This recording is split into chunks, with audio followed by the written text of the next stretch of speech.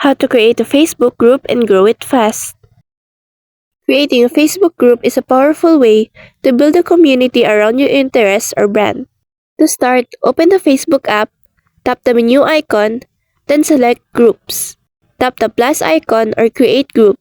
Then, enter a group name, choose a privacy setting, and decide if you want the group to be visible or hidden from the search.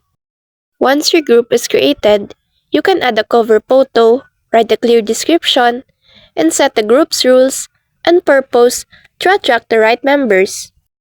To grow your Facebook group quickly, invite interested friends, post engaging content regularly, and stay active by responding to comments.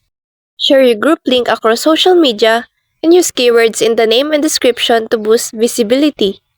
With consistent effort, your group can grow organically and become a lively, connected community. And that's all for this video. I hope this helps. Thank you.